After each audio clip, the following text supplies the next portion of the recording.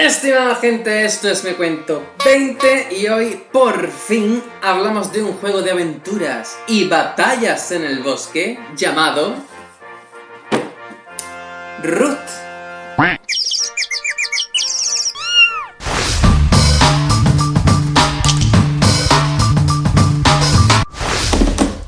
Root, un juego de aventuras y batallas en el bosque, es un juego de Cole Wehrle ilustrado por Kyle Ferrin, editado en 2018 por Leader Games y en 2019 en español por Dos Tomates, Two Tomatoes. Es un juego para 10 años en adelante, partidas de 60-90 minutos y de 2 a 4 jugadores, asimétrico, es decir que cada jugador va a jugar de forma diferente. Aquí hay 4 animalitos, 4 facciones que se van a encontrar aquí en el bosque y van a luchar por tener puntos, porque al final se gana con 30 puntos. Hay otra forma de ganar que ahora la vemos. Esto van a ser 3 vídeos. Este vídeo, el primer vídeo, os voy a contar las reglas generales, cómo se juega a Root para que os hagáis una idea y veáis si os gusta el juego. También os voy a dar mi opinión al final del vídeo, por supuesto. Pero creo que si os explico cada una de las facciones también en el mismo vídeo va a ser súper largo y no me apetece. Entonces, en este vídeo os explico eso, cómo se juega, las reglas básicas, cómo es el tablero, cuáles son los componentes. Tenéis un vídeo del unboxing que os dejo por aquí un enlace, pero aquí os enseñaremos un poquito más a fondo qué significa cada componente y eso, cómo se juega. En un vídeo posterior explicaré las 4 facciones más en detalle y en un tercer vídeo la expansión, los ribereños, que ya ha salido, que se ha publicado a la vez que el juego base. ¡Olé! Como digo, Root es un juego asimétrico. Para mí es el bombazo de 2019. O sea, es precioso, es muy cookie, es un bosquecito con animalitos y tú dices, ¡oh, qué maravilla de juego! Pues bueno, los animalitos después son unos cabrones. Y pelean entre ellos y batallan y se... ¡una historia! Luego contrasta mucho con la estética del juego, ¿verdad? Que parecía que podría ser un juego familiar, pero no, esto es un juego de darse hostias.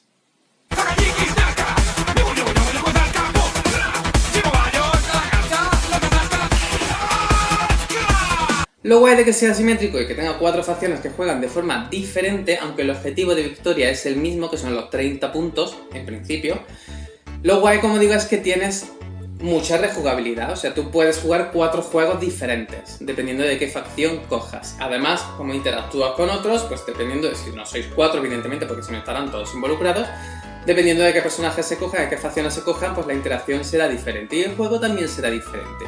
Esto ya pasa en otros juegos como el Villanos de Disney, que ya tenéis reseña en el canal, que os pongo por aquí otro enlace. La sensación es un poquito diferente. En Villanos se gana de forma diferente, pero la forma de jugar es bastante similar. El objetivo de cada personaje es diferente. Aquí es un poquito al contrario. El objetivo es el mismo, que son los 30 puntos, pero la forma de llegar a esos puntos es la que es diferente. No digo que Villanos sea un mal juego, por favor, para nada. O sea, Villanos en mi corazón para siempre, pero me gusta un poquito más Root. ¿Qué? Y resuelta esta polémica y sin más dilación, nos metemos a ver cómo se juega a Root. Empezamos explicando el tablero de Root, que tiene 6 salas y apenas me cabe en pantalla, pero bueno, la parte que no veis, la de aquí abajo, simplemente es el track de puntuación. Los animalitos que estén en juego pondrán su ficha de puntuación en el número 0 y a partir de ahí, conforme vayan ganando puntos, irán avanzando. Simplemente, cuando un jugador llega a 30 puntos, gana la partida. Ese es el objetivo del juego, llegar a 30 puntos. ¡Wow! Lo que veis en el otro extremo del tablero son una serie de objetos que se pueden fabricar. Todos estos objetos los tenemos en forma de fichas que colocaremos al inicio de la partida y que durante la partida podremos fabricar para llevarnos puntos de victoria o para comerciar con ellos. Y empezaremos así con todos los objetos colocados. Y el resto del mapa pues es un bosque. El bosque tiene claros, que son estos conjuntos de árboles de colores que tenemos aquí, caminos, que son las piedrecitas blancas que conectan los claros, y bosques, que son el trozo de árboles verdes que queda entre caminos y claros. También veis que hay un río, esto simplemente es para la expansión. Aquí es como si no existiera. No conecta claros, no divide bosques, nada de nada. El río aquí no existe. Sí, claro. En los claros es donde se va a producir la mayor parte de la acción. Aquí es donde se va a construir, a batallar, etc. Y por los caminos pues se caminará de un claro a otro claro. Los bosques en sí se van a utilizar más bien poco. De hecho, ninguna facción utiliza los bosques salvo el vagabundo, que es este mozuelo de aquí. Este sí va a poder quedarse en los bosques, el resto no. Las otras facciones, que no lo he dicho, son el marquesado, ¡Ole! el nido de águilas, ¡Ole! y la alianza. ¡Ole! Estas tres únicamente se van a poder mover por los claros y los caminos, no pueden entrar al bosque. Hay tres tipos de claros, diferenciados por el color. Los rojos, que también lo tenéis aquí, están habitados fundamentalmente por zorros. Los naranjas por ratones y los amarillos por conejos. Hay un total de 12 claros en todo el bosque, 4 de cada color. Esto es importante porque las cartas del juego también vienen con estos tres animalitos, estos tres palos. Están las cartas de zorro que se podrán jugar si estamos en un claro de zorro, las de ratón que se jugarán si estamos en un claro de ratón y las de conejo que se jugarán si estamos en un claro de conejo. También tenemos un cuarto palo que son las aves, no hay ningún claro de aves, sino que temáticamente las aves están en todos los claros porque van volando, son animalitos que vuelan. A efectos prácticos las aves son comodines, yo puedo estar en un claro de zorro y jugar una carta de ave como si fuese una carta de zorro. Si atendemos un poco más en detalle a los claros, vemos que tienen unas zonas cuadradas. Estas zonas son lugares para construir edificios. Las fichas cuadradas son edificios. Esto se puede construir en estos lugares siempre que haya espacio. Aquí, por ejemplo, ya no se podrían construir más edificios, pero aquí pues sí que se podría construir 2 más.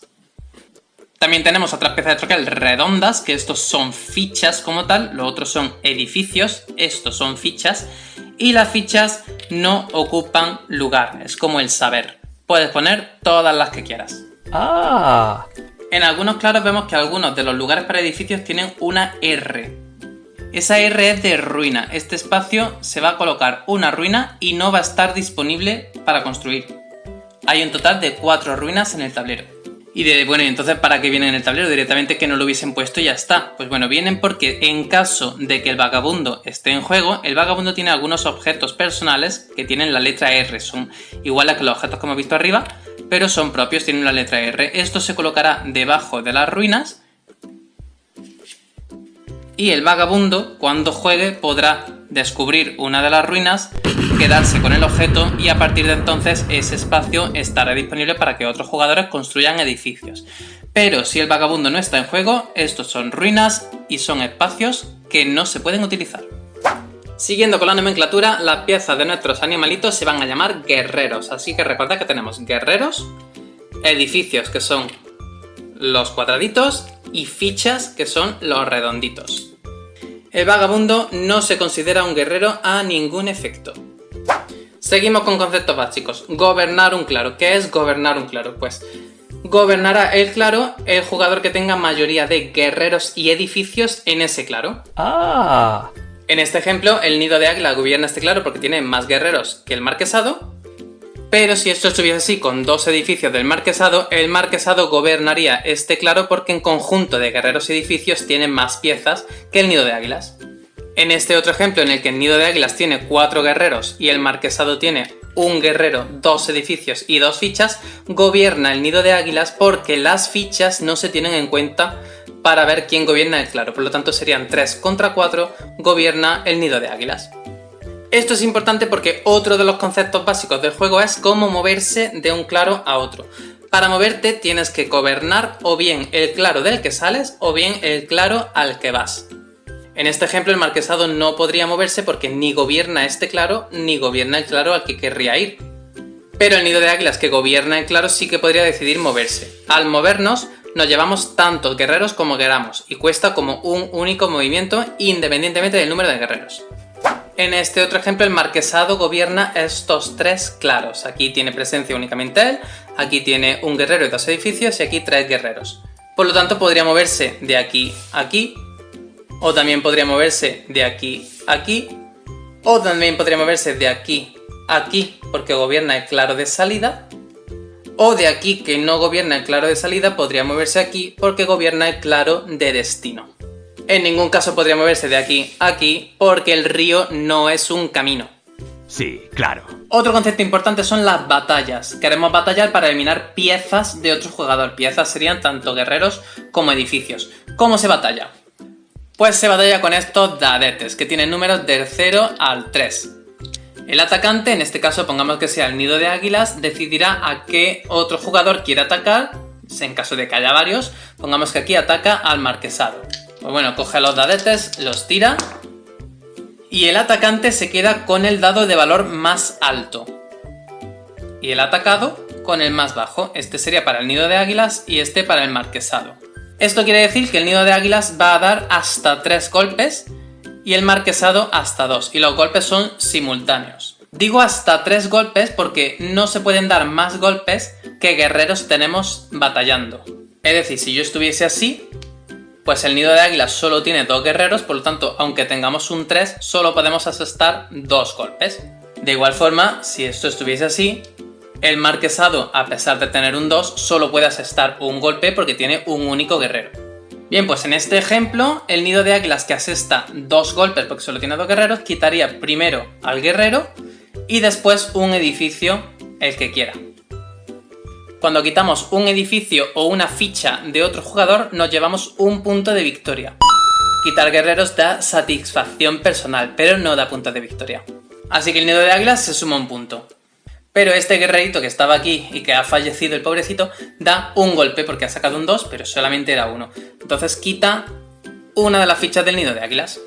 Por eso es importante saber que los golpes se asestan de forma simultánea, es decir, no es en plan esto quita y ahora como ya no me quedan guerreros no puedo asestar mi golpe, no. Los golpes son de forma simultánea, por tanto aunque el marquesado se haya quedado sin guerreros, asesta su golpe igualmente.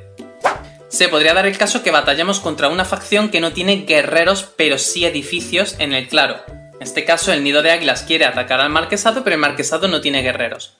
Pues en ese caso se considera que el marquesado está indefenso y al estar indefenso el nido de águilas puede dar un golpe adicional. Es decir, que si al lanzar nuestro dado sale un 1 y un 0, el 1 es para el nido de águilas porque es el atacante y el 0 para el defensor, no asestamos un golpe sino 2 porque el defensor está indefenso, por lo tanto quitaríamos los 2 edificios y nos llevaríamos 2 puntos de victoria. Temáticamente esto es así porque el guerrero, al no tener ningún contrincante, puede dar un golpe y después dar otro golpe. Igualmente, si lo que sacamos es un 0 contra 0, al estar indefensos damos un golpe adicional, por tanto quitamos uno de los edificios y nos llevamos un puntito. Incluso aunque fuese un 1 contra 1, que nos da igual porque como no tiene guerreros no nos puede atacar, pues damos 2 golpes igualmente. Y aquí entra en juego otro concepto que es el de las emboscadas. Si un jugador, como el nido de águilas en este ejemplo, declara la batalla al marquesado antes de la tirada de dados, el marquesado podría jugar una carta de emboscada si la tiene en su mano. Para jugarla, lo primero es que tiene que corresponderse con el claro en el que estamos. Esta es de ratón, no podría jugar una carta de conejo o de zorro. Al jugar una carta de emboscada, automáticamente se asestan 2 golpes, incluso aunque no tengamos guerreros. Aunque estemos indefensos, damos 2 golpes. Así que el marquesado, antes de que se inicie la batalla, le da 2 golpes al nido de águilas y por lo tanto retira 2 de sus guerreros. En este caso solo 1 porque solo tenemos 1, pero si tuviéramos 2, retiramos 2. Tanto es así que la batalla no se llega a producir. Pero esto se podría contrarrestar si el nido de águilas responde con otra carta de emboscada. En este caso tendría que ser de pájaro, que es un comodín, para que pudiese usarse en el mismo claro, ya que solo hay una carta de emboscada de cada palo. ¡Hola! Y así terminamos con las batallas y vamos a pasar a explicar las cartas que tienen el juego. Y las cartas, como hemos dicho al principio del juego, tienen 4 palos. Estos 3 palos que se jugarán en los claros correspondientes. Importante la palabra correspondiente. Cuando el juego dice gasta una carta correspondiente para llevar a cabo tal acción, quiere decir que si la acción la quiero hacer en un claro de zorro, gastaré una carta de zorro para llevar a cabo la acción. O una carta de ave, que ya habéis visto que son comodines, ¿de acuerdo? Eso es lo que significa correspondiente. Pues bien, Las cartas son de estos 4 palos.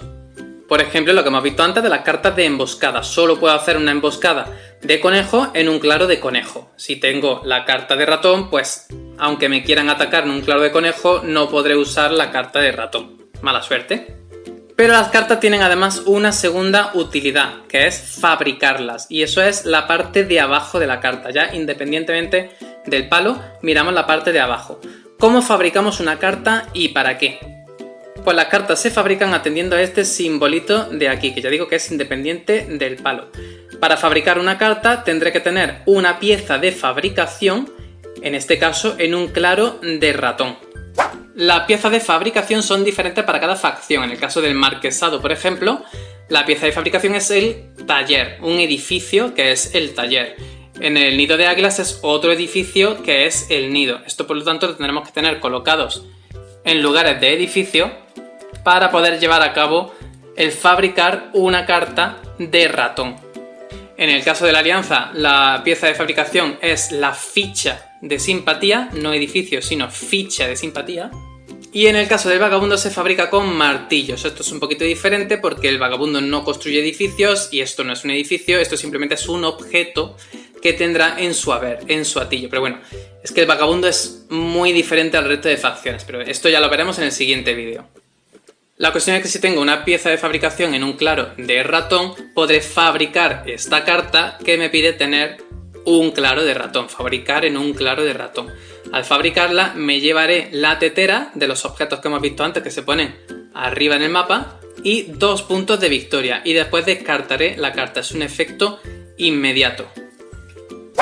Así que si soy el marquesado me llevo la tetera, la coloco en mi zona de objetos fabricados en mi tablero personal y esto, si el vagabundo no está en juego, no me va a servir para nada, pero si el vagabundo está jugando voy a poder negociar con él, con esta tetera. Y además al fabricar la carta me llevaba 2 puntos de victoria que me anoto inmediatamente. A este efecto hay 2 tipos de carta, las amarillas que se resuelven de forma inmediata y las azulitas o grises que no, que son permanentes. Esta, por ejemplo, me pide tener pieza de fabricación en 2 claros de ratón para poder fabricar la carta, con lo cual si soy el marquesado pues tengo que tener un taller aquí y otro aquí, por ejemplo. Fabrico la carta, no descarto nada de la pieza de fabricación, esto simplemente es tenerlas. Fabrico la carta y a partir de ahora tengo su efecto. Esta, por ejemplo, me dice que como atacante en batalla no me afectan las cartas de emboscada que hemos visto antes. Pues simplemente esta carta a partir de ahora me la pongo en mi zona de juego y ya sé que si me atacan la puedo usar. Y eso está visible para todos los jugadores cuando la fabrico. Y por último están las cartas de dominancia. Esto lo que hace es cambiarme la condición de victoria. Ya no serían 30 puntos, sino lo que dice esta carta. Hay 4 cartas, una de cada palo. Esto se puede usar simplemente por su palo, como una carta normal y corriente. Es decir, descarta una carta correspondiente al claro en el que te encuentras para llevar a cabo tal acción. Y el claro en el que te encuentras es de conejo. Pues descarto una carta de dominancia, pero la uso realmente como una carta de conejo cualquiera. Si esto se hace así, esta carta que descartas, que usas como carta de conejo, no se lleva al mazo de descartes, sino que se deja aparte. Y cualquier otro jugador en su fase de día puede cogerla, intercambiándola por, o sea, descartando otra carta del mismo palo, pero se la podría quedar para sí, para después jugarla como carta de dominancia, que es para lo que realmente sirven. Para usarla como carta de dominancia tenemos que tener al menos 10 puntos de victoria ya. Es decir, que nuestro marcador está de aquí para arriba y entonces decidimos jugar la carta de dominancia. Y al jugarla ya cambiamos nuestra condición de victoria. Por ejemplo, si jugamos esta de conejo, dice que ganamos la partida si gobiernas 3 claros de conejo al comienzo de tu alba. Lo mismo con los ratones y lo mismo con los zorros. Y en el caso de la carta de ave, que ya sabéis que no tiene claros, dice que ganamos la partida si gobiernas 2 claros opuestos al inicio de tu alba. Así, estos 2 o estos 2. En el caso de marquesado, juego la carta de dominancia de ratón, por ejemplo, que gano si gobierno 3 claros de ratón al comienzo de mi alba. Quito mi marcador de puntuación porque yo ya no voy a ganar por puntos, así que esto ya no lo necesito. Y en el turno siguiente, que sería cuando empieza el alba, si estoy gobernando al menos 3 claros de ratón, como sería este ejemplo, que gobierno los 4, pues gano la partida. Ah. Por último, el vagabundo en cuanto a las cartas de dominancia, que no puede gobernar claros puesto que solo tiene un peón y además no fabrica edificios, puede jugarla para también cambiar su condición de victoria y hacer una coalición. Atención a esto. El vagabundo solo puede hacer la coalición si hay 4 o más jugadores en juego. Y la hará con el jugador que en ese momento tenga menos puntos. Por lo tanto, en este caso sería el nido de águilas. Si están empatados 2 jugadores, puede decidir con quién la hace. Y si es él el que tiene menos puntos, pues la hará con el siguiente, en este caso con la alianza. A partir de entonces, el vagabundo retira su track de puntuación, lo coloca en el tablero personal del jugador con el que ha hecho la coalición, y el vagabundo ganará si gana la alianza, si gana el jugador con el que ha coalicionado. Con lo cual, unen sus fuerzas contra el nido de águilas y el marquesado. Yes. Es importante saber que aunque las facciones juegan de forma diferente, el turno siempre se compone de 3 fases. La fase de alba, la fase de día y la fase de noche, con diferentes acciones en cada una de las fases. Cómo se llevan a cabo estas acciones sí que será diferente para cada facción y eso ya lo veremos en el vídeo siguiente. Y las acciones pues serán evidentemente moverse por el tablero, batallar, construir edificios, etc. Está todo súper bien explicado en el tablero. Además, cada facción va a puntuar de una forma diferente. Ya recordáis que tenemos los puntos que podemos obtener al fabricar cartas, que eran las amarillas, que luego se descartan. Puntos por cada edificio enemigo que retiremos del mapa, un puntito por edificio. Y aparte la forma de puntuar de cada facción. Esas son las 3 formas de obtener puntos. En el caso del marquesado, por ejemplo, sería al construir edificios me dan puntos. El caso del nido de águilas, pues lo mismo, tenemos acciones de alba, acciones de día, acciones de noche, aparte de muchas otras cosas que ya veremos, y se obtendrán puntos construyendo nidos. La alianza igualmente, fase de alba, fase de día y fase de noche, aparte de otras cositas, y obtendrá puntos extendiendo la simpatía. ¡Ole!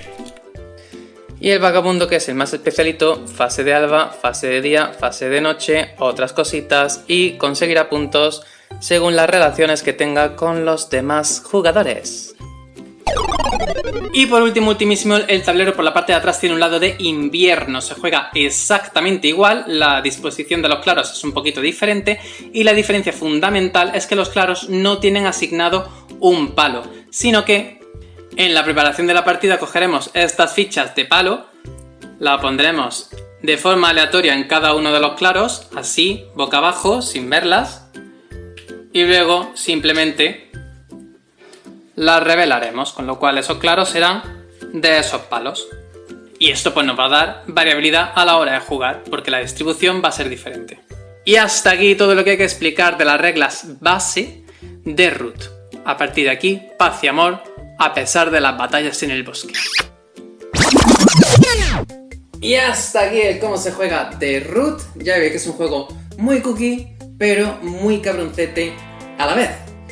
Las reglas generales yo creo que son más o menos fáciles, son asequibles para todo el mundo. Sí que es verdad que después si te metes en las reglas específicas y las excepciones de cada facción, la cosa se complica bastante. Lo bueno, tú te tienes que saber las tuyas, simplemente. ¿Que te sabes la de las 4 facciones? Pues mejor, ¿no? Vas a jugar mejor y vas a interactuar mejor, pero oye, con que te sepas las tuyas, estupendo. Una cosa buena que tiene es que los tableros individuales de cada jugador tienen todas las acciones que tienes que hacer o que puedes hacer, cómo las llevas a cabo, cuándo, todo. O sea, con este vídeo de reglas generales y después sentándote con tu tablero de jugador, podrías empezar a jugar perfectamente. No hay que saber más, porque es que viene clarísimo. ¡Ole! Cosas que me gustan del juego. Aparte de la estética, me gusta mucho que toda la acción se centra en el tablero. O sea, tú das un vistazo al tablero y ves perfectamente lo que está pasando. Y esto lo digo porque hay otros juegos que tienen tablero pero también tienen cartas y toda la acción se centra en tu mazo de cartas. Aquí, bueno, el mazo de cartas es importante porque vas a llevar a cabo acciones dependiendo de las cartas que juegues y tal, pero con un vistazo al tablero tú sabes lo que está pasando, quién está dominando los claros, yo qué sé. Y eso me gusta, te entra por los ojos rápidamente. Lo siguiente, la rejugabilidad, mogollón. Mínimo tienes 4 sensaciones de juego diferentes, una para cada facción. y son diferentes de verdad. O sea, si tú coges el vagabundo, por ejemplo, que solo tiene un peón, que es como que los demás jugadores no le hacen caso, pues tú vas ahí por el bosque haciendo tus cositas, levantando tus ruinas, cogiendo de uno de otro los objetos y tal. La gente no te echa cuenta si tú realmente estás haciendo una estrategia que lo flipas y preparando un golpe guay. El marquesado pues empieza ahí dominando el bosque, es como tengo mi superioridad, tengo que mantenerla, tengo que reclutar mucha gente, tengo que batallar, no sé cuánto tal. Es muy diferente. La alianza va como de buen rollo, expandiendo la simpatía, que me hace una gracia tremenda que lo haya llamado así, porque podría decir, bueno, pues va expandiendo, yo qué sé, el mal rollo, pero no, va expandiendo la simpatía. Entonces como que le tiene cierto cariño y tampoco quieres pelear con ella, aparte de que son potentes en las batallas. En fin, que son sensaciones muy diferentes para cada facción y eso mola mucho. En general el juego es genial y esa es mi opinión. Y evidentemente si esa no fuera mi opinión, pues no estaríais viendo esta reseña porque no habría reseña. Primero porque no me voy a comprar un juego que no me guste. Y segundo, porque si me compro un juego, lo juego y después no me gusta, pues no voy a perder mi tiempo en hacer una reseña. Así que todos los vídeos de este canal son de juegazos. Así que ya lo sabéis, un juego que merece muchísimo la pena, que ya tiene la primera expansión en español, la de los ribereños.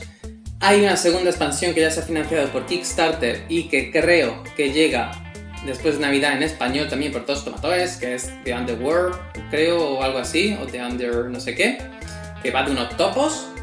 Hay otra expansión que viene con un automa para cada facción, porque la primera expansión tiene un automa para el marquesado y se llama el marquesado mecánico. Un automa es un jugador virtual, digamos, o autómata. ¿Qué?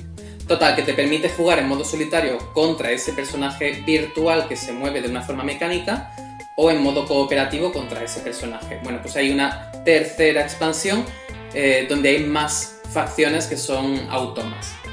Incluso ha salido un libro para jugar a rol, que también está en Kickstarter, que ha sido como una revolución, se ha financiado como al 3000 y pico %, o sea, una bestialidad. Entonces eso, pues jugar a rol pero con los personajes y la historia de Ruth. En fin, que de aquí está saliendo telita buena, ¿eh? De aquí salen cosas guay. ¡Ole! Y no me enrollo más, si os ha gustado el vídeo, si os ha gustado Ruth, escribidme algún comentario, dadle a like, compartid, suscribíos al canal, muy muy importante. Y nos vemos aquí en la mesa de juego en Me Cuento 20.